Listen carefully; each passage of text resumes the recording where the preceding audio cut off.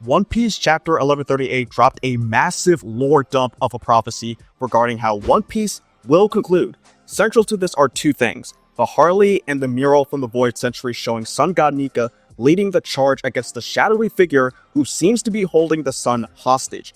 Guys, this isn't just a battle. It's the final clash between Luffy and Blackbeard for the fate of the world.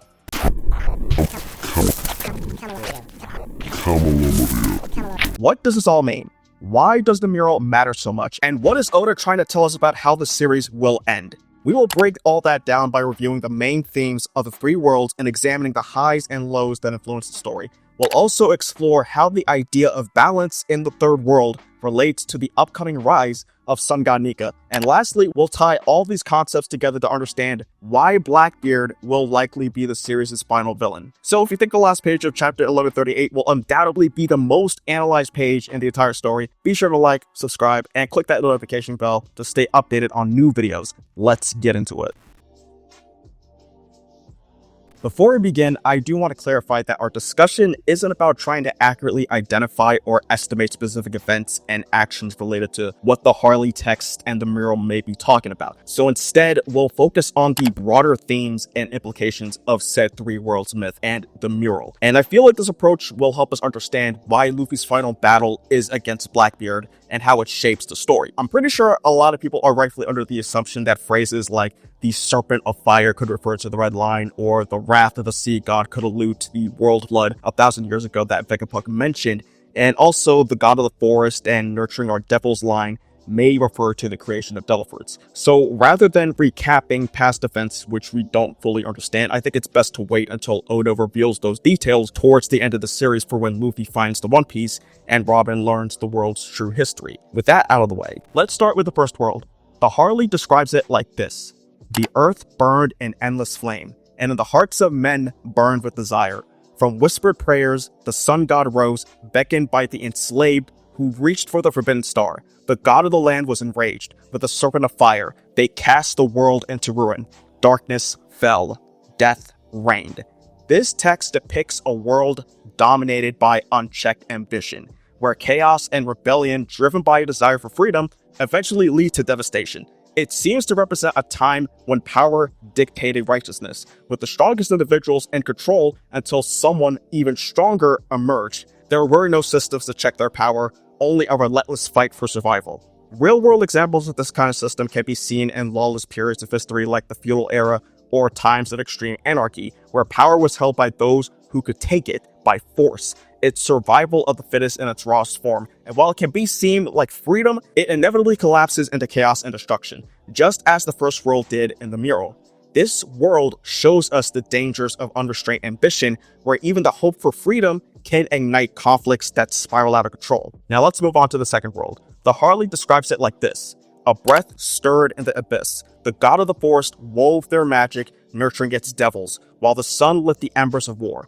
Those of the half-crescent and full moons dreamed, yet the ones who slew the sun deified themselves, evoking the wrath of the sea god. They would not meet again. Now, aside from the whole devil fruit obvious reference there, this passage talks about a world where chaos has been replaced by strict control. The phrase slew the sun likely refers to a powerful ruling group that emerged after the destruction of a previous world. In this new order, stability comes at the expense of freedom, creating a system where people are controlled to avoid disorder. However, such a system can often lead to resistance, and the mention of the wrath of the sea god broadly suggests that when people are oppressed, they tend to rebel, leading to a building tension that can explode at any moment.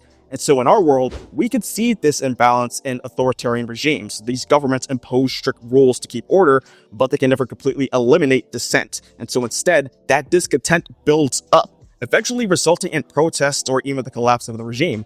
The story of the second world reminds us of the dangers of valuing control above everything else, creating a system that only holds together until the pressure becomes unbearable. What's fascinating about these interpretations is how Kaido and Big Mom represent microcosms of the first and second worlds. Kaido's New Onigashima project was meant to be a world of survival of the fittest, where only the strong could thrive. Big Mom's Totland, on the other hand, was an attempt to create a utopia through strict control and fear, and together they show us the flaws in both extremes. Freedom without balance leads to chaos. while order without balance leads to oppression. The Elbaf Mural takes these ideas and applies them on a much larger scale, showing how these cycles have shaped the history of the One Piece world. So when we consider the first and second worlds, it's evident that the cycles of imbalance, where there is freedom but no balance and order but no balance, are not mere concepts. They are deeply embedded in the history of the One Piece world.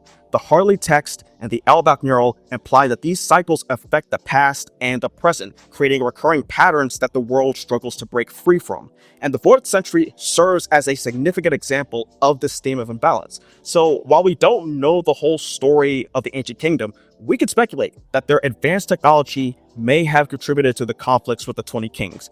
One Piece often illustrates the dangers of unchecked technological ambition, from Caesar Clown's giantification project to Vegapunk's inventions, particularly the Mother Flame used by Emu. Technology tends to lead to disaster when it lacks a sense of responsibility. So if the Ancient Kingdom was so far ahead of its time that it became a threat to the entire world, it's easy to imagine why the 20 kings united against it. But this doesn't mean the 20 kings were heroes themselves. As Vegapunk said himself, there are no good or bad sides in this conflict, just two opposing forces that each contributed to the imbalance in their own way. This brings us to one of the most interesting lines from the Harley text. The ones who slew the sun deified themselves, evoking the wrath of the sea god. Dr. Vegapunk shared interesting insights during the Egghead arc, indicating that the world looked very different 1,000 years ago. Back then, there was so much more land and significantly less ocean. However, during the 4th century, something occurred that led to rising sea levels, which submerged entire continents. And this raises the question, could this be related to what the Harley text describes as the wrath of the sea god? If that's the case, it might not have been a natural disaster. What if the world government was behind it, using an ancient weapon, similar to what Emu used recently to annihilate Lucia? When Emu activated this weapon, which the Mother Flame powered, it not only destroyed Lucia, but it also triggered a massive earthquake that raised sea levels worldwide. And so it's conceivable that the world government employed a similar strategy 1,000 years ago, using their influence to wipe out the Ancient Kingdom while drastically changing the world. And so if this interpretation is correct, then the second world wasn't about just creating order. It was about remaking the world to suit the world government's vision, no matter the cost. This kind of unchecked order is just as dangerous as unchecked ambition, and the consequences of that imbalance continue to shape the world today. We can observe the effects of these imbalances in history and today's world through characters like Big Mom and Kaido. Kaido and Big Mom together illustrate the risks posed by these extremes. They remind us that neither complete freedom nor excessive order can lead to a lasting peaceful society. Their eventual downfalls echo this broader pattern seen in the mural and beyond. And in the present day of One Piece, we seem once again to be caught in cycles of history. We feel as if we're on the brink of a new era, but whether we can achieve a true balance will determine its direction. The mural visually demonstrates this, reflecting our past and present struggles. On the right side, we see the chaos of the first world and the strict control of the second. On the other side, hope embodied by the sun god Nika leads diverse people towards balance. But the shadowy figure holding the sun warns us of potential danger. So if we fail to find that balance, we can slip into what I would consider the fourth world, a situation where neither freedom nor order can survive. The shadowy figure in the mural seems to symbolize the ultimate threat to balance, obstructing the establishment of the third world. And this could represent Blackbeard and his destined role in the narrative. Throughout the story, Blackbeard has been portrayed as Luffy's foil. While Luffy strives for freedom for everyone, Blackbeard seeks power for himself. So if Luffy embodies the balance sought in the third world, Blackbeard could represent the fourth world, a world consumed by greed and chaos. And if this interpretation holds, the ultimate showdown between Luffy and Blackbeard won't just determine who becomes the Pirate King, it'll decide the fate of the world. Will we achieve the third world, resulting in an age of harmony, or will we fall into the dark abyss of the fourth world, overwhelmed by chaos and destruction? How does this battle for balance connect to the wider themes in One Piece? These are the pivotal questions suggested by both the Harley and the mural. So both the mural and the Harley hint at a climactic struggle, the sun god versus a shadowy figure clutching the sun. This powerful imagery resonates, suggesting Luffy and Blackbeard embodying those opposing forces. And this ties into the themes of balance and imbalance we explored. And so their clash embodies the culmination of One Piece's narrative. Luffy and Blackbeard aren't just rivals, they are living symbols of two opposing philosophies. Luffy's journey has always been about liberation, but not in a way that imposes his will on others. His victories, from Alabasta to Dressrosa, have empowered people to stand on their own, creating freedom through balance. He's never fought just for the sake of fighting. His battles are all about breaking oppressive systems while leaving space for others to choose their paths. That's why his role as the sun god Nika is so fascinating, because the Harley text is so ancient. There are two schools of thoughts within Elbaf regarding how we should view the sun god, as a savior or a destroyer. And this dual interpretation is so critical to understanding Luffy's role in the Elbaf arc and possibly the story as a whole. Luffy doesn't represent just one side of the coin. He embodies both interpretations of Nika, saving the oppressed while destroying oppressive systems. For Luffy, balance isn't about choosing between chaos and control, it's about walking the line between them. His role as Nika is not about creating a world full of pure freedom or of rigid order, but one where freedom and order coexist in harmony. Blackbeard, on the other hand, is the complete opposite. His vision of freedom isn't about balance, it's about domination. He thrives in chaos, using it to manipulate others and seize power for himself. And what's even more telling is that throughout the series, Blackbeard has shown a fascination with fate.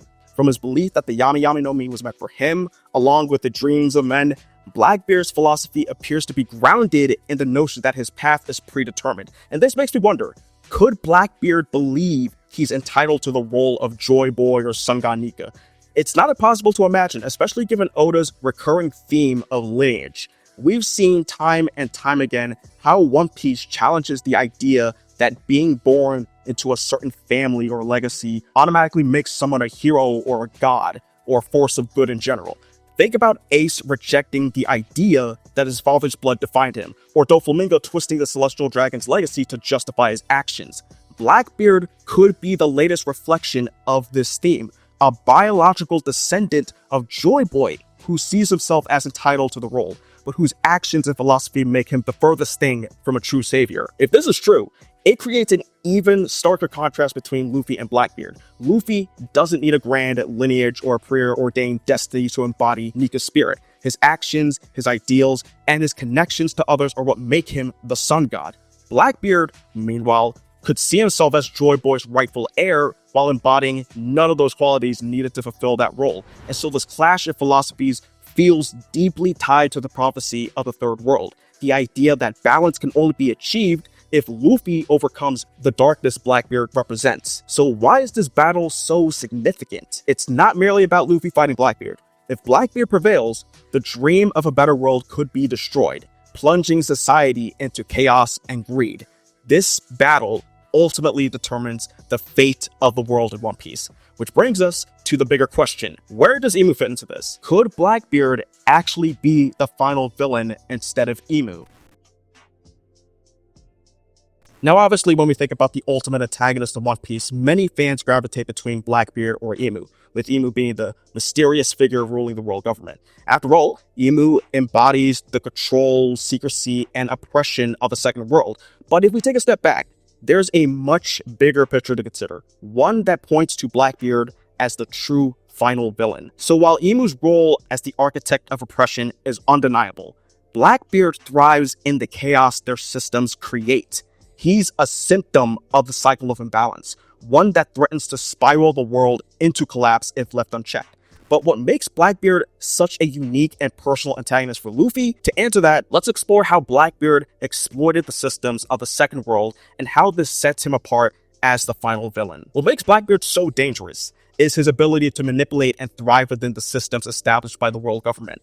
When we look at his actions throughout the story, it's clear that Blackbeard has mastered the art of exploiting the imbalance created by Imu and the Celestial Dragons. He used the Warlord system to build his crew. He took advantage of the chaos at Marineford to seize Whitebeard's power, and has continued to grow his influence by targeting powerful devil fruits. But it's not just about his cunning, it's about what he represents. Blackbeard is the natural byproduct of a broken world.